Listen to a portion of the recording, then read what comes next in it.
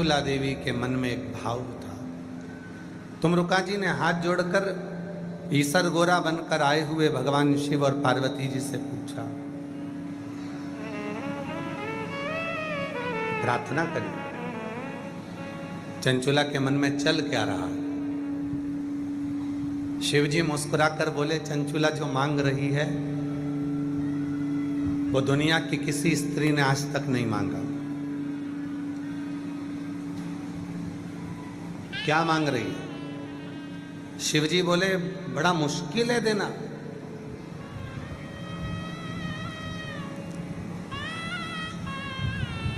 जो चंचुला मांग रही है वो संसार की कोई स्त्री ने, कोई पुरुष ने आज तक नहीं मांगा, और इस अवस्था में आने के बाद तो कभी नहीं मांगा। तुमरुका जी ने पूछा कि आप बताओ, मुझे तो मालूम पड़े कि शिव महापुराण की कथा सुनने वाली चंचुला देवी आखिर मांग क्या रही? शंकर जी कहने लगे, विधि के विधान को पलटना पड़ेगा, ब्रह्मा के लेख को पलटना पड़ेगा, की रीत को बदलना पड़ेगा जो चंचुला मांग रही है। तो भगवान तुमरुका जी ने पूछा, मांग क्या रही है? तो कहा, चंचुला मांग रही है, भले में बेधव्य हो गई, पर मैं जब प्राणों को त्यागूं तो पति लोक में रहूं और सतियों के तीर्थ में निवास करूं, बस ऐसी प्रार्थना।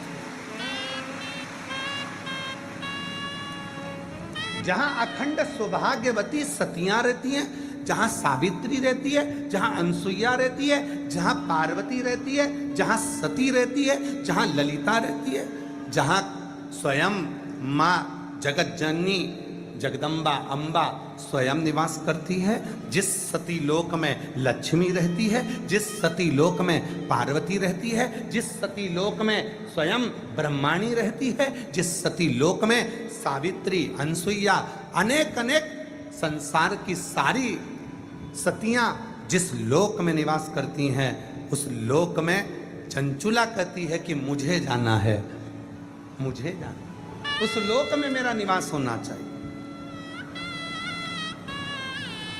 पर ये तो बेधव्य हो गई, फिर उस लोक में कैसे रहेगी?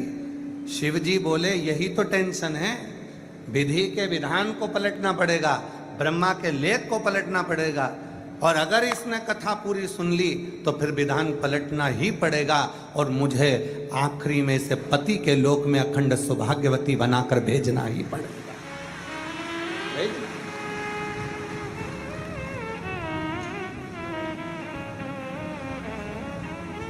पूरी दुनिया में, पूरे संसार में, पूरे ब्रह्मांड में केवल और केवल एक शिव महापुराण की कथा ही एक ऐसी है कि कुंवारी कन्या सुने, सौभाग्यवती नारी सुने, चाहे वैधव्य नारी सुने, चाहे बच्चा सुने, चाहे बूढ़ा सुने, चाहे गर्भवती नारी सुने, चाहे कोई पलंग पर पड़ा है वो भी सुने, और उसके हृदय में जो कामना होती है वो कामना उसकी पूर्ण जरूर होती है। ये शिव महापुराण का प्रताप। हमें और कुछ नहीं चाहिए। जो हमने विचार करा, तुमरुका जी हाथ जोड़कर भगवान ईश्वर और गोरा शिव और पार्वती से बोलते हैं, अब आप बताओ, क्या चंचुला देवी को वो मिल जाएगा जो उसने मांगा है?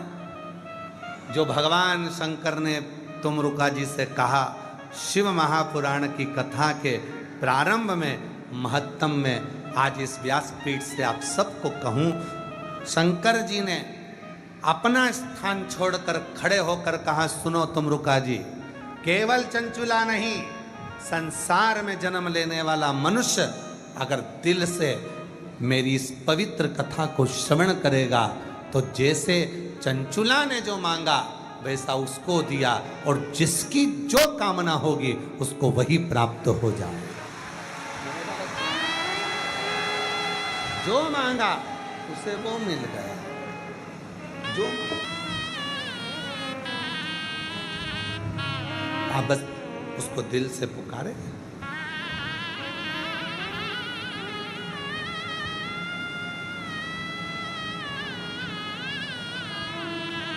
कल एक बात कही थी,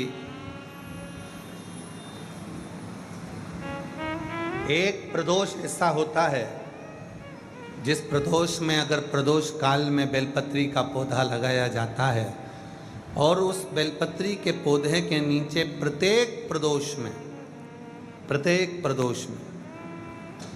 अगर दीप लगाया जाता है तो व्यक्ति एक जन्म तो क्या 71 जन्म तक भी कभी कंगाल नहीं होता, धन वैभव में बढ़ता चला। कौन सा प्रदोष है?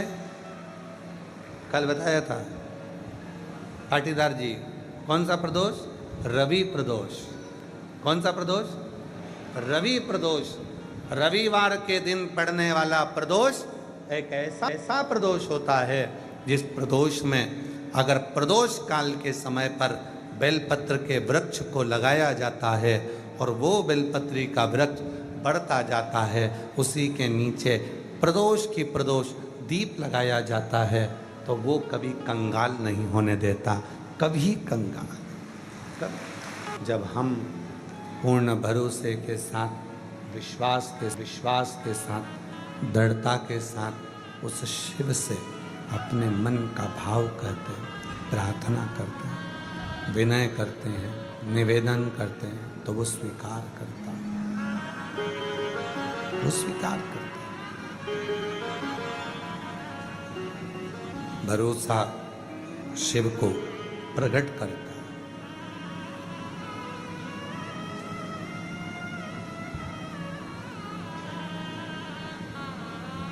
आपकी वाणी से जो शब्द निकल रहे हैं, आप भगवान से जो प्रार्थना कर रहे हैं वो स्वीकार करेगा, ये निश्चय। अगर भरोसा है तो एक लोटा जल चढ़ाने कौन कौन जाता है? हाथ उठाओ जरा।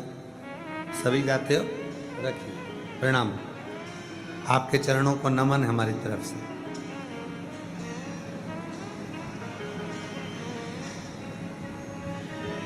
आप जब एक लोटा जल चढ़ाने के लिए जाते हो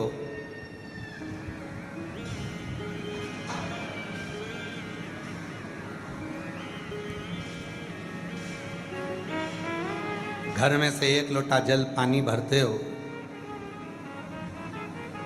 लोटा उठाते हो, लेकर जल भरा, शिवालय तक गए। ढेरों काम घर में पड़े हैं। सुबह का समय भोजन भी बनाना है, बच्चों को स्कूल भी भेजना है,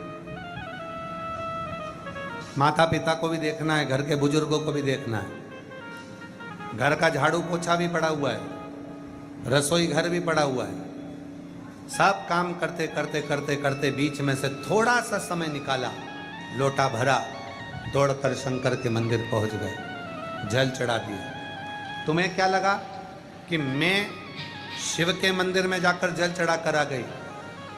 मेरी जीजियों, मेरे जीजाओं, मेरी बेटियों, मेरे बेटाओं, मेरे बुजुर्ग माँ बाप, तुमने तो जल चढ़ाया, पर शंकर भगवान को जल चढ़ाकर तुमने अपना कर्जदार बना दिया। शिव जी को लगा अपने व्यस्त समय में से इसने समय निकाला, मुझको दिया, और जब इसके जीवन में तकलीफ होगी तो मैं कितना भी व्यस्त होऊंगा, समय निकाल कर इसका दुख मिटाने जरूर। इसका कष्ट मिटाने के लिए मुझको जाना पड़ेगा, इसकी परेशानी मिटाने के लिए मुझको पहुंचना पड़ेगा। एक राजा शिकार करने के लिए गया, उसके साथ में सैनिक भी था, मंत्री भी था, दोनों है। चलते चलते चलते चलते चलते चलते घने जंगल में राजा पहुंच गए। सैनिक कहीं छूट गया, मंत्री भी छूट गया, राजा अकेला जंगल में फंस गया। मन में विचार आया कि मैं तो अकेला फंस गया, अकेला रह गया। अब इस घने जंगल में कौन मेरा साथ देगा, कौन मेरा होगा? घने जंगल में फंसा हुआ। मंत्री सैनिक उसको ढूंढ रहा है, सैनिक भी उसको ढूंढ रहा है, मंत्री भी उसको ढूंढ रहा है, दोनों उसको ढूंढ रहा है।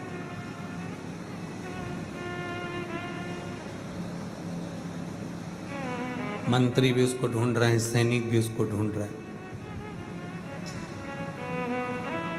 एक संत बैठा हुआ था, उसके दोनों नेत्र नहीं थे। संत के दोनों नेत्र नहीं है, बैठा था।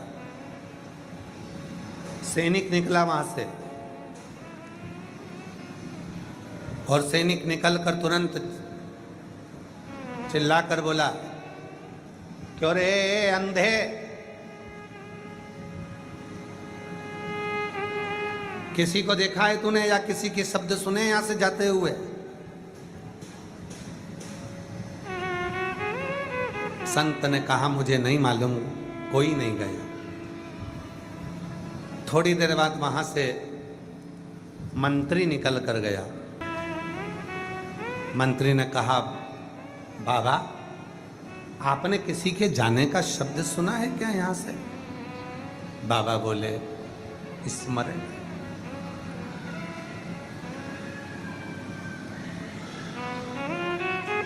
दोनों निकल गए। थोड़ी देर बाद वहां से राजा निकला, नीचे बैठा, चरणों में हाथ जोड़कर प्रार्थना करी, बाबा जी मैं नमन करता हूं आपके चरणों को। बाबा जी मैं भटक गया हूं रास्ता, मेरा सैनिक और मेरा मंत्री मेरे साथ में था, कहीं चला गया, मालूम नहीं पड़ रहा। इतने में अंधे बाबा ने कहा, तुम्हारा सैनिक और तुम्हारा मंत्री इस ओर गए हैं। राजा ने कहा, बाबा जी आपके तो नेत्र नहीं है, फिर आप कैसे कह सकते हैं कि सैनिक और मंत्री इधर गए हैं? बाबा जी ने कहा, एक व्यक्ति ने आकर मुझसे कहा था, अरे ओ अंधे, तूने किसी को जाते हुए सुना है, स्मरण किया? मैं समझ गया था ये कोई सैनिक हो सकता है। दूसरा आया था, उसने कहा, बाबा जी आपने किसी को जाते हुए सुना है? मैं समझ गया था कि कोई मंत्री होगा। और एक आप हाथ जोड़कर प्रार्थना कर कर मुझसे पूछ रहे हो, मैं समझ गया आप राजा हो। वो सैनिक था, मंत्री था और आप राजा। एक प्रार्थना, एक निवेदन, एक प्रार्थना, एक निवेदन करने का तरीका भी बता देता है। एक प्रार्थना, एक निवेदन करने का तरीका बता देता है कि शिव तक हमारी वाणी पहुंची कि नहीं पहुंची। प्रार्थना और निवेदन का तरीका बता देता है कि हमारी वाणी भगवान शंकर तक पहुंच रही है कि नहीं पहुंची। स्वतः स्वयं की स्तुति, स्वयं के द्वारा करी गई स्तुति भगवान शिव को स्वीकार है, स्वयं के द्वारा। मंदिर जाओ ना मेरी जीजियों,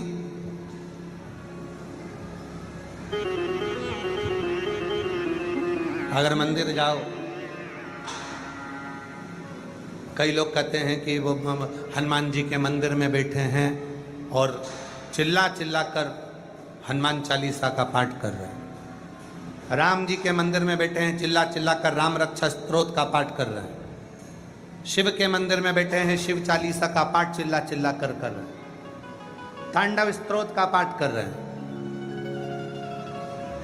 चिल्ला चिल्ला कर, आवाज लगा लगा कर पाठ कर रहे हैं। करो, हम मना नहीं करेंगे, खूब अच्छे से करो, पर एक स्तुति अपने दिल की भी होना चाहिए कि भगवान शंकर को मैं अपने मन से, हनुमान जी को मैं अपने मन से, राम जी को मैं अपने मन से क्या कहूँ जिससे मेरे राघव जी, मेरे हनुमान जी, मेरे शंकर जी प्रसन्न होकर दर्शन दे दें। वो स्तुति मेरे दिल से निकलना चाहिए, दिल से। विश्वास तो है, भरोसा तो है। लोटा भरकर जल चढ़ाने जाऊं ना तो एक स्तुति अपने दिल की भी कहो, पापा मैं तुमको अपना बाबा, मैं आपको अपना पिता मानती हूं। मैं मंत्र श्लोक साधना तप नहीं जानती, मैं घर में रहती हूं। मैं जानती हूं कि मेरे घर में हो सकता है कि मेरे को समय भी ना मिले तुमसे मिलने का। बहुत ताने सुनती हूं फिर भी रहती हूं। बहुत लोग कहते हैं मेरा सम्मान नहीं होता तो भी कहती हूं, पर तू है ना मेरा बाबा, तो मुझे संभाल ले। हे शिव, नहीं देखा मैंने दुनिया को पर तुझे देखा है, और ये मेरा भरोसा करता है कि तू मुझे स्वीकार कर लेगा।